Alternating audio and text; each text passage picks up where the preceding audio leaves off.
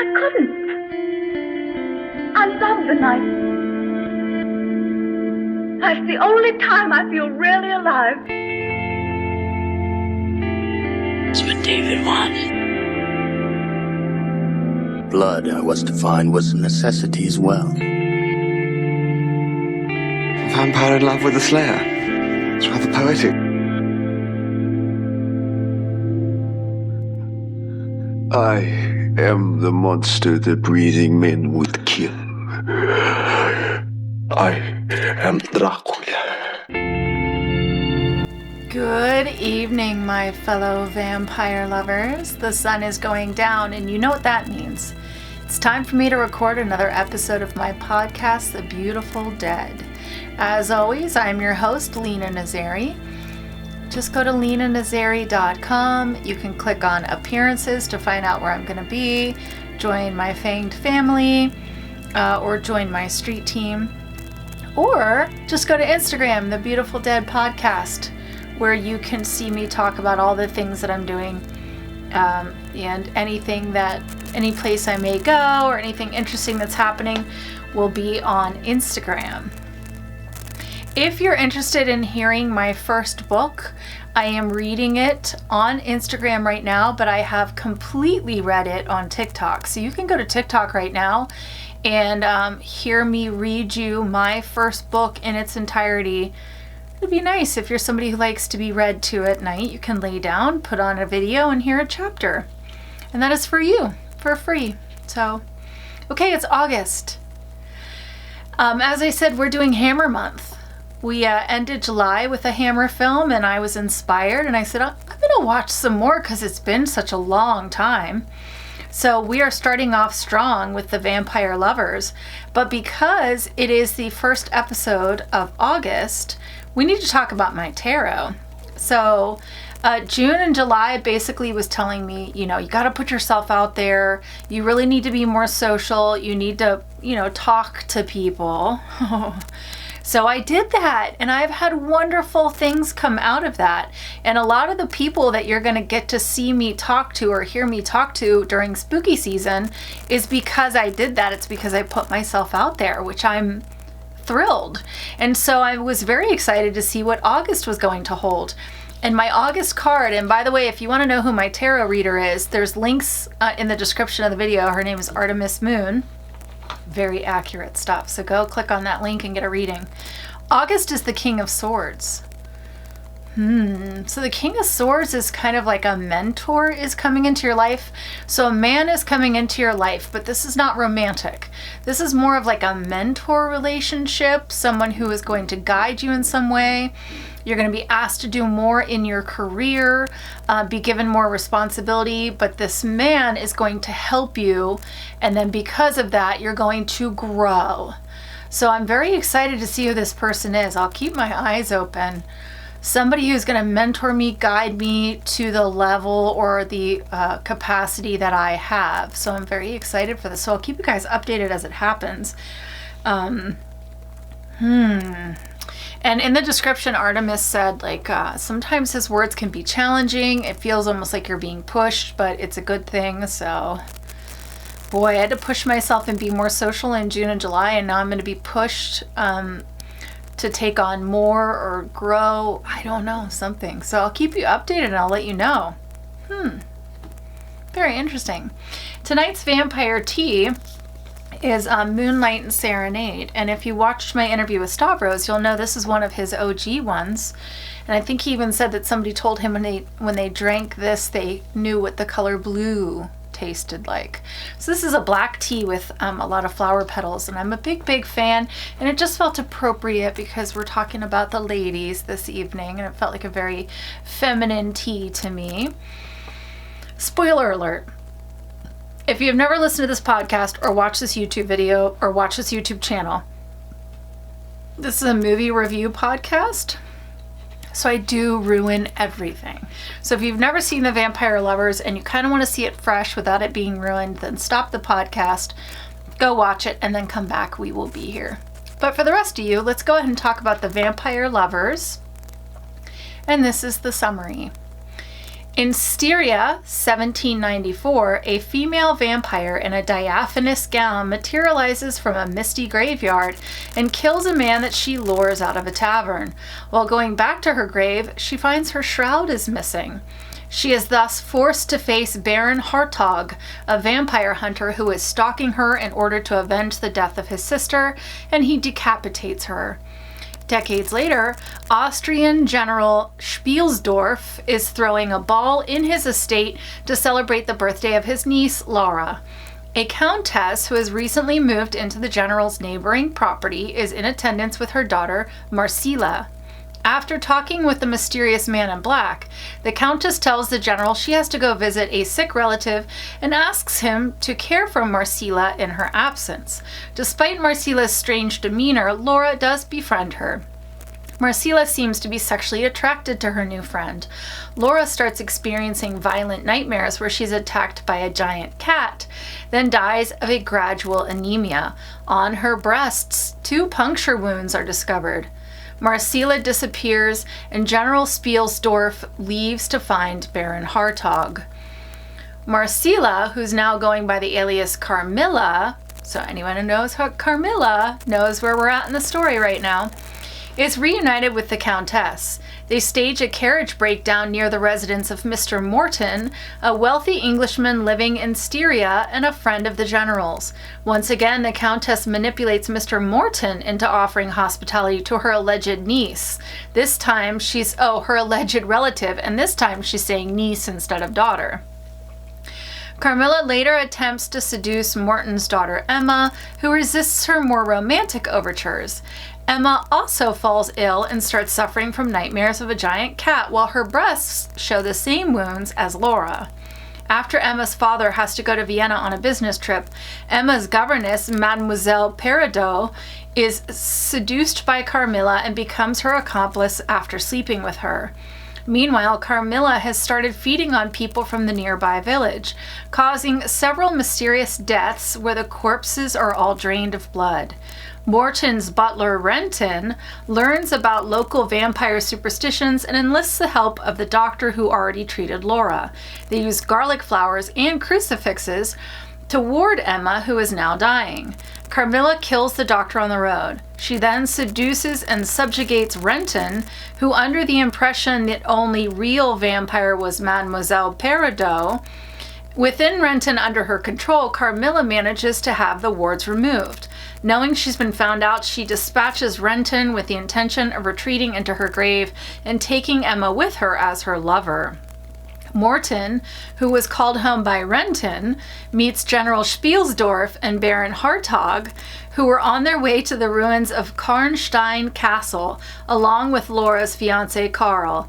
Wartog reveals the Karnsteins were a family of vampires from the 16th century. In his youth, he managed to destroy nearly all of them, starting with the female vampire who killed his sister. However, he could not find the grave of Mircalla Karnstein. Looking at her portrait in the castle hall, Spielsdorf and Morton realize that is the same girl that they separately know as Marcilla or Carmilla. Karl makes haste and rides back to Morton's to rescue Emma. As Mircalla prepares to leave with Emma, Mademoiselle Peridot begs to be taken with her. Mircalla kills and drains her instead. Karl arrives and chases Mircalla away using a dagger as a cross. Mircalla dematerializes and flees to Karnstein Castle, where the Baron and the others wait for her return. Once located in her resting coffin, General Spielsdorf drives a stake into Carmilla's heart and cuts off her head, thus avenging his daughter's death. Emma is freed of the vampire's sickness and influence. Meanwhile, the image of Mircalla in her portrait on the wall turns into a fanged skeleton. A mysterious man in black watches all of these events unfold from a distance, occasionally laughing with contempt. So yes, for the purpose of this podcast, I think I will just refer to her as Carmilla. That makes it the easiest because using the 3 names is going to get very, very confusing. But that was it in a nutshell. The names were tongue twisters, that is for sure. So hopefully I did a good job. If anyone here speaks Austrian or German, let me know how I did with the names. Oy. So let's go ahead and do this. Let's break down the universe of the Vampire Lovers from Hammer Horror Productions.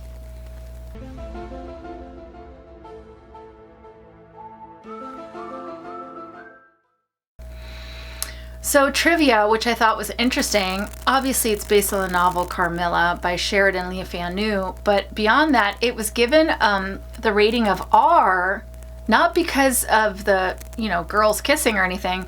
It was because of the vampire bites on the girls' bosoms. That's what gave them an R. Different times, right? So interesting. I was like, I can't believe they let people watch this. But here it was the bites on the boobies that they were the most upset about. Vampire crossovers. So normally I would talk about crossovers, but here's the problem with August. We are doing Hammer films. And like I said last week, Hammer films are kind of like Adam Sandler's movies. Like you get the same 8 people over and over and over again. Ingrid was in this and she played Carmilla, and then she would go on to play Countess Dracula in a Hammer movie.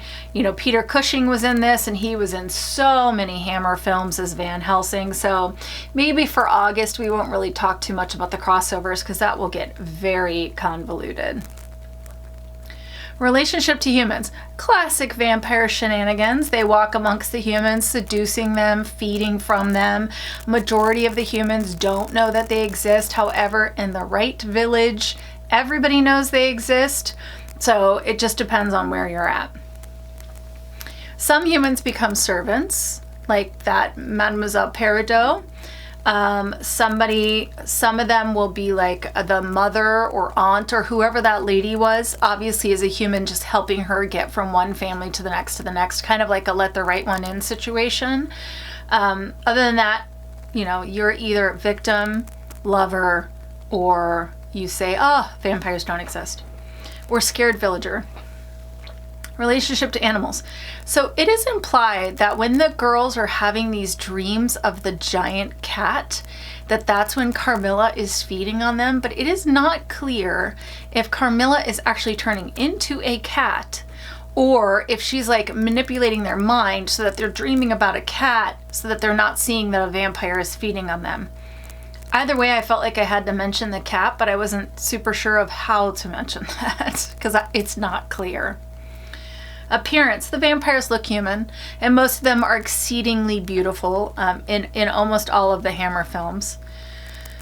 Fangs. 2 sharp, retractable fangs that make 2 nice little bite marks on the bubbas.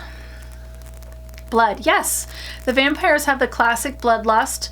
It appears that they only drink straight from the tap. We never see them drink from anything else.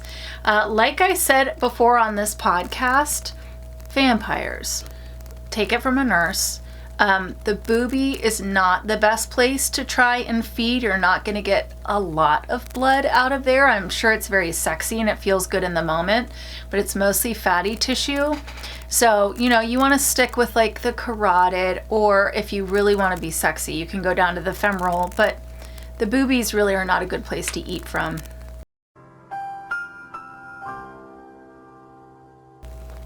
Food. We never see Carmilla eat, but we do know she's repelled by garlic. Sunlight. We actually see Carmilla in the sunlight. Boo.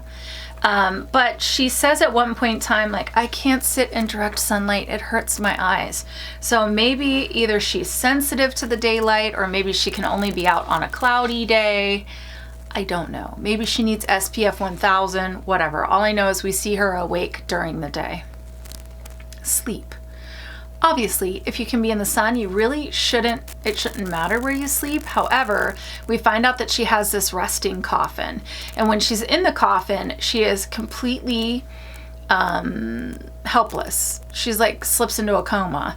So I'm not sure exactly when she has to be in the coffin or when does she go to the coffin, because we see her up all day and then we see her feeding at night. So maybe she only has to sleep for an hour a day. I don't know.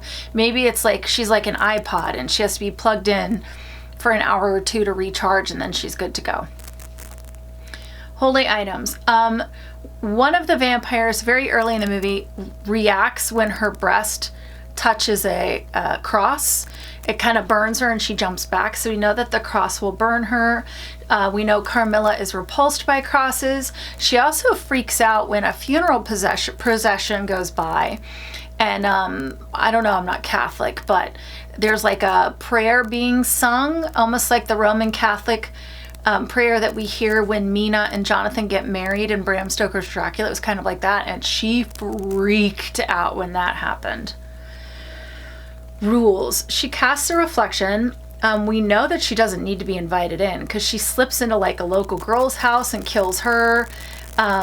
We also know that when the vampire is killed, anyone under the vampire's spell is then released from that spell. We see that at the end. Now, there is a narrative at the beginning that explains that when a vampire's death shroud is gone, they cannot return to their coffin and rest. So in order for you to like get in your coffin and recharge, you have to have your death shroud. And so this original vampire is walking around the graveyard with the shroud over her. Oops, sorry, I hit the mic. Over her. Now, when we see Carmilla, her shroud is on her, but it's like just up to her chest, maybe so she doesn't mess up her hair and makeup. But she has it like a little shroud blankie, like a little sleeping blankie, little comfort blankie. So all we know is that the shroud has to be on them for them to rest. And if you snatch the shroud, the vampire can't rest. I've never heard that one. That was a little weird and it wasn't fully explained. We were just supposed to accept that that's how the hunter caught the first vampire. Powers. We don't see super speed or strength. We don't see Carmilla climbing walls or anything like that. She does dematerialize at one point when she's cornered. As for the whole cat dream thing, I don't know. I think it's mind control. I think she's planting the dreams or the perception of a cat into the girl's mind so that they don't see her biting their breast, but I'm not completely sure. We also know that you can make a human servant. How are they made? We don't know how Carmilla is made. We do know that it happened in 1546 when she's 24 years old because we saw the gravesite. And we know that apparently the entire Karstein family were all vampires. So either one got turned and they turned their whole family, or they were all born vampires. I don't know. It's not explained.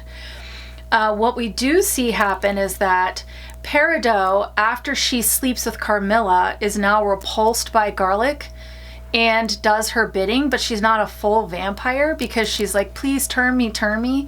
And then Carmilla like bites her, feeds on her and kills her.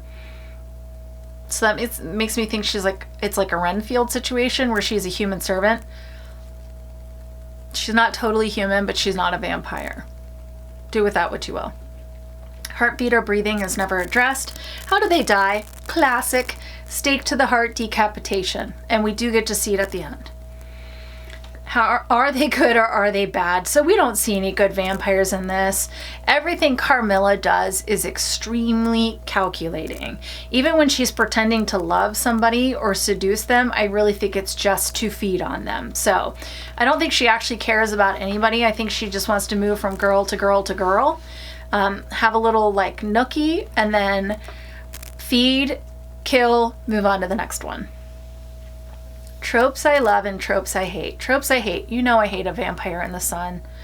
I've said it so many times, so we're just going to move on from that one. Tropes I love. I love a good vampire in a white flowing gown walking through a foggy night. It's a classic and I am here for it. It's a visual that I enjoy, and one day I hope to do it myself, whether it be on film or just on a foggy night. I'm just going to walk down my street in a white nightgown. My neighbors are used to me at this point, so I think it'll be fine. And if I could carry a candelabra, that would be even better. So, goals. If I do it, I promise I'll post it on Instagram. Ratings. Here we go. We're actually going to flip them.